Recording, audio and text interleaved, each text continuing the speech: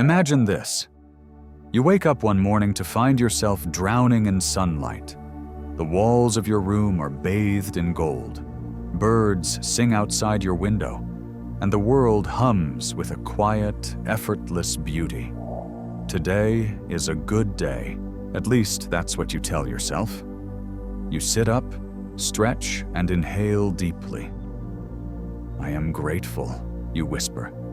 Today will be wonderful. You've read the books, watched the videos, repeated the affirmations. You know the rules. Think positive, and positive things will come. But something isn't right. Beneath the rehearsed optimism, something cold lingers in your chest. A feeling you don't want to name. You tell yourself it's nothing, a passing mood, a trick of the mind. You push it away and force a smile. Good vibes only. You check your phone. The world is celebrating its happiness. On social media, people post radiant selfies, inspirational quotes, and curated moments of joy. A friend's caption reads, "If you think happy thoughts, your life will change." Another says, "Manifest abundance by choosing positivity." You double tap the posts, but they leave a bitter taste in your mouth. Because deep down, you wonder, why does happiness feel like an obligation? Why, despite doing everything right, do you still feel incomplete? Why does forcing yourself to be positive sometimes feel like an act of betrayal? This is the great paradox of our time. We are told that positive thinking is the key to a fulfilled life. That if we simply focus on the good, the bad will disappear. That suffering is a choice, and those who dwell on it are weak. But what if this relentless pursuit of happiness is itself a trap? What if, in our obsession with positivity, we have unknowingly buried the very truths that could set us free? Carl Jung once said, "One does not become enlightened by imagining figures of light, but by making the darkness conscious." Yet modern culture does the opposite. It tells us to run from the dark, to silence our doubts, to replace every shadow with forced light. But what happens to the shadows we refuse to face? Where do our buried fears go? What becomes of the pain we suppress, the grief we ignore, the anger we deny? Does it simply vanish? Or does it fester beneath the surface, waiting for the moment when our forced smiles can no longer contain it? And if positivity is the answer to all suffering, why do so many people, despite their affirmations, still feel so empty? Hold on to that question. Because once we peel back the layers, you might not see happiness or reality the same way again. At the heart of modern self-improvement lies a silent deception, one so deeply embedded in our culture that we rarely stop to question it. The idea that happiness is a choice, that no matter what happens, if we just think the right thoughts, we can reshape our reality. But here's the problem. What happens when reality doesn't cooperate? Consider this. Two people lose their jobs on the same day. One chooses to stay optimistic. Everything happens for a reason, he tells himself. This is just an opportunity in disguise. He forces himself to smile, reciting his affirmations, silencing any fear or anger that creeps in. The other allows himself to feel. He acknowledges the frustration, the anxiety, the uncertainty. He doesn't drown in it, but he doesn't deny it either. Instead of forcing himself to be positive, he asks a different question. What is this feeling trying to tell me? Now ask yourself, which of the two is actually dealing with reality? We are conditioned to believe that negative emotions are obstacles to overcome rather than messengers to understand. But pain is not the enemy. Fear, sadness, anger, these emotions exist for a reason. They are signals trying to tell us something vital. And yet, modern society demands that we mute them, label them as toxic, and replace them with a sanitized version of optimism. This obsession with positivity is not just an individual issue. It is a systemic one, deeply rooted in both psychological conditioning and philosophical distortion. 1. The psychological trap. The tyranny of suppression. Sigmund Freud once argued that when emotions are repressed, they don't disappear. They return in unexpected ways. The person who suppresses anger may become passive-aggressive. The one who denies sadness may find it manifesting as chronic exhaustion or anxiety. Carl Jung took this idea further, introducing the concept of the shadow, the part of our psyche that holds everything we refuse to acknowledge. Our fears, our insecurities, our unprocessed pain. The more we reject these parts of ourselves, the stronger their hold over us becomes. Now, think about the culture we live in. A world where negative emotions are seen as failures, where sadness is met with, "just be grateful," where anxiety is dismissed with, "just think happy thoughts." When society teaches us that certain emotions are unacceptable, we don't stop feeling them. We just learn to bury them. But buried emotions do not stay buried. They leak out in ways we don't recognize. The person who forces themselves to be positive but struggles with unexplained outbursts. The one who never allows themselves to feel sad, yet battles an underlying sense of numbness. The chronic people pleaser, terrified of disappointing others, who uses forced optimism as a shield. This is the tyranny of suppression. The idea that we can silence our pain through willpower alone. But the truth is, emotions do not obey commands. They demand to be felt. And the more we resist them, the more they shape us from the shadows. 2. The philosophical distortion. The perverted legacy of Stoicism and manifestation. Many modern self-help movements draw inspiration from Stoic philosophy, the idea that we can control our perception of reality. But what is often overlooked is that true Stoicism never denied suffering. It embraced it. Marcus Aurelius did not believe in ignoring pain. He believed in confronting it with courage. Yet today's version of Stoicism has been distorted into something else entirely. A denial of struggle, a rejection of anything that disrupts comfort. The same can be said for the law of attraction. Originally meant as a tool to help people shift perspectives, it has become a dogma that blames people for their suffering. If you're struggling, it's because you're not thinking positively enough. If bad things happen to you, it's because your thoughts created them. This is not empowerment, it is gaslighting. By reducing suffering to a personal failure of mindset, we absolve society of responsibility. We ignore systemic issues, trauma, inequality, mental health struggles, and instead tell people that their pain is simply a failure to vibrate at the right frequency. The result? People feel guilty for their suffering. They internalize their struggles as personal defects, rather than signs that something deeper needs to be addressed. And so we return to the question, what happens to the pain we refuse to face? Because the longer we deny it, the more it festers. And one day, it will demand to be seen. The problem with false positivity isn't just that it hides our struggles, it reshapes the way we experience reality. When we convince ourselves that only positive thoughts are acceptable, we train our brains to reject anything that doesn't fit that narrative. This leads to cognitive dissonance, a state where our real emotions conflict with the forced optimism we impose upon ourselves. The result? A growing gap between who we are and who we pretend to be.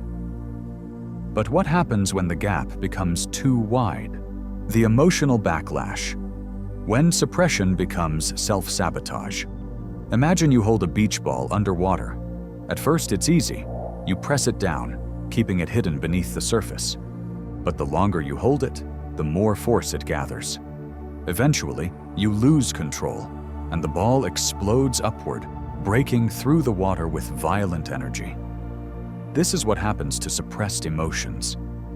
The person who forces themselves to be positive after heartbreak, never allowing themselves to grieve, suddenly finds themselves lashing out months later, seemingly without reason.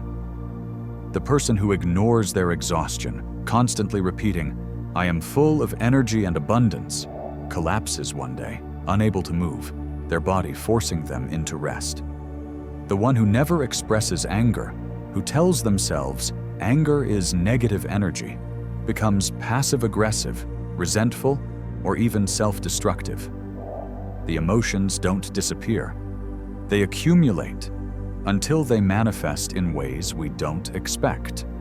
Psychologist Gabor Maté, who studies the link between suppressed emotions and illness, warns that denying negative emotions doesn't just affect our minds, it affects our bodies. Chronic stress, autoimmune disorders, and even cancer have been linked to emotional suppression. When we force ourselves to stay positive at all costs, we are not just lying to ourselves, we are poisoning ourselves. And yet society rewards the mask, the social reward. How false positivity is used to control you. In today's world, positivity is more than just a mindset. It is an expectation. We are told to be strong, to keep smiling, to stay grateful no matter what. But have you ever stopped to ask who benefits from this?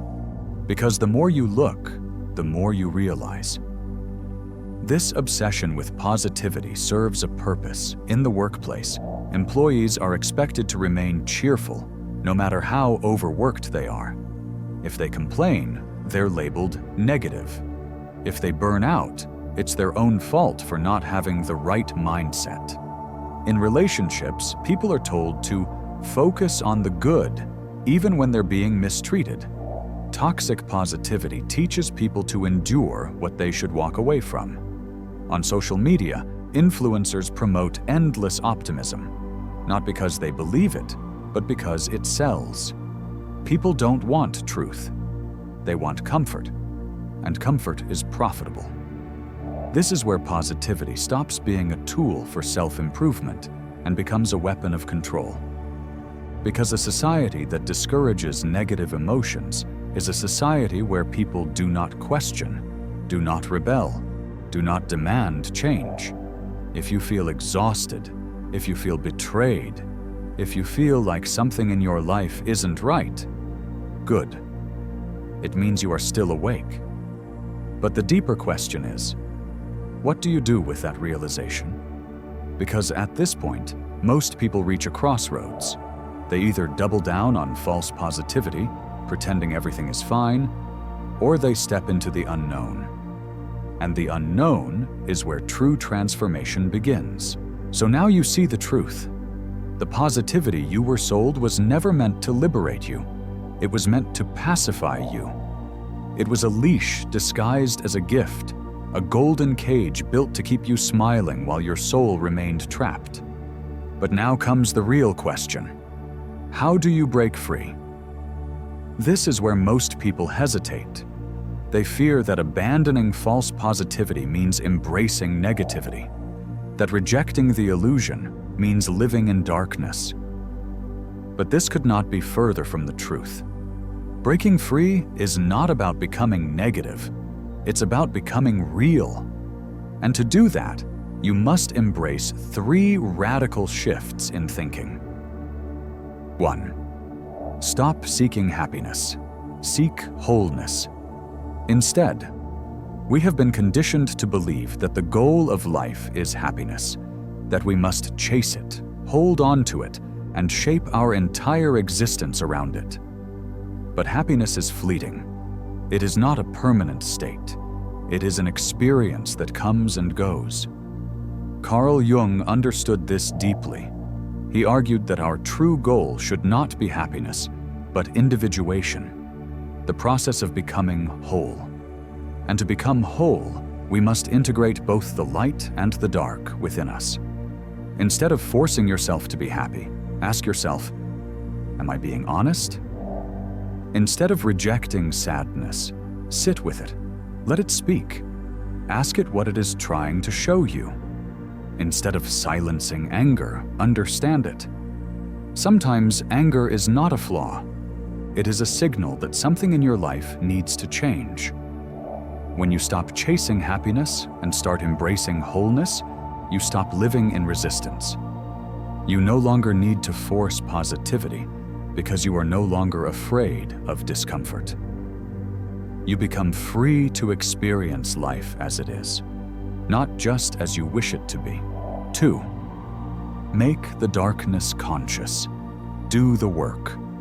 The greatest freedom comes not from escaping your darkness, but from understanding it. This is what Jung called shadow work, the process of confronting the parts of yourself that society has told you to reject. Your fears, your insecurities, your wounds, the emotions you have been taught to suppress. And here's the truth. If you do not face your shadow, it will control you. The person who refuses to acknowledge their anger becomes consumed by hidden resentment. The one who denies their sadness numbs themselves with distractions. Social media, entertainment, substances. The one who fears their own ambition convinces themselves they are content when they are really just afraid of failure. But when you turn to face the shadow, when you name it, explore it, understand it, it loses its power over you. You stop being a prisoner to the emotions you once feared. How do you start? Journaling. Ask yourself, what emotions do I avoid? Why? Self-inquiry. When you feel triggered, ask, where is this really coming from? Brutal honesty. Are you truly at peace or just avoiding discomfort? The work is not easy, but it is the only way to reclaim yourself. 3. Embrace discomfort. True growth is found in the struggle. The world has told you that struggle is a sign of failure, that if you are not constantly happy, you are doing something wrong. But the truth is, growth comes through discomfort. Nietzsche understood this when he wrote, "He who has a why to live can bear almost any how." It is not happiness that makes life meaningful. It is struggle with purpose. Look at history. Every great thinker, every revolutionary, every person who reshaped the world walked through suffering. They did not run from it. They did not silence it with empty affirmations. They faced it head-on and transformed it into something greater. Dostoevsky did not write about joy. He wrote about the torment of the human soul. Schopenhauer did not sugarcoat life. He exposed its inherent suffering and still found wisdom in it. Gabor Maté did not ignore trauma. He studied it, understood it, and used it to heal. They knew what society refuses to accept. Pain is not the enemy. It is the raw material of transformation. So instead of running from struggle, ask yourself, what is this moment teaching me? Because if you embrace it, if you walk into the fire instead of away from it, you will emerge as something no forced positivity can ever create. Someone real, someone whole, someone free. And that is worth more than any illusion of happiness. But now comes the final question. The one that will redefine everything. What happens when you stop chasing light and start seeing through the illusion itself? That is where we go next. You have spent your life chasing light, searching for happiness, repeating affirmations, suppressing doubt, forcing a smile when you wanted to scream. And now you stand at the edge of a terrifying realization. What if the light you were chasing was never meant to set you free? What if happiness was never the goal, but the distraction? Because the truth, the raw and brutal truth, is this: life is not meant to be easy, nor is it meant to be painless, endlessly joyful, or effortlessly fulfilling. Life is meant to be real. And real means light and dark, joy and suffering, triumph and failure. Not one, but both. But here is the final secret, the one they never tell you. You were never meant to be happy. You were meant to be awake. Look at the world around you. Every advertisement, every self-help book, every spiritual guru promises the same thing. Happiness, abundance, success, the perfect life. And yet, the more you chase it, the emptier you feel. Why? Because happiness is not something you can hold on to. It is not a place you arrive at, a state you can maintain, or a goal you can achieve. Happiness is a side effect. It is a fleeting moment, a glimpse of the sun between storms. It comes when you least expect it, when you are too engaged in living to be chasing it. And the people who spend their lives obsessed with happiness, they are the ones who never truly live. Because life is not found in the endless pursuit of feeling good. It is found in the willingness to feel everything. The power of seeing clearly. Beyond light and darkness, most people live trapped between two extremes. They either cling to false positivity, rejecting reality, or they sink into despair, seeing only suffering.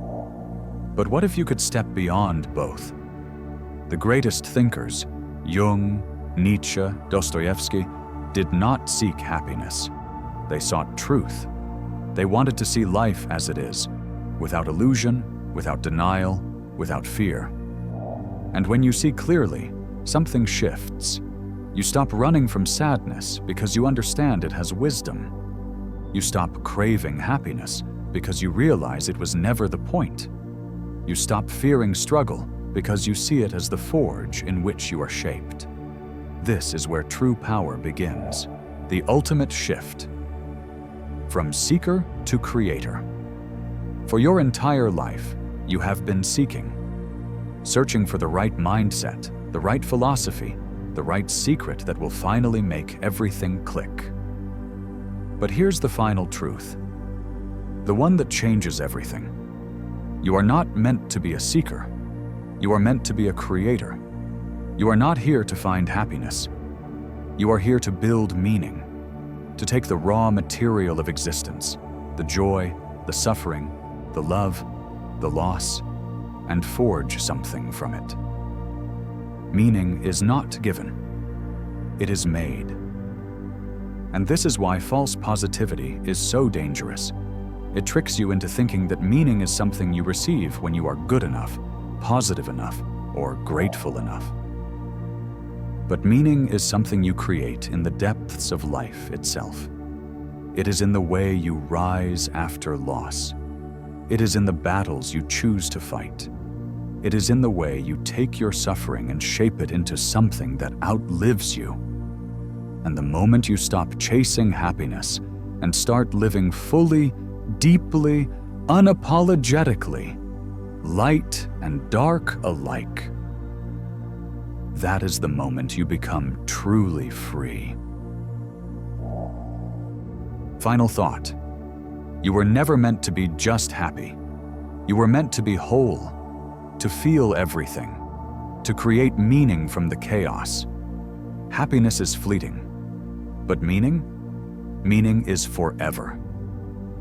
And the second you realize that, you stop being a prisoner of false positivity.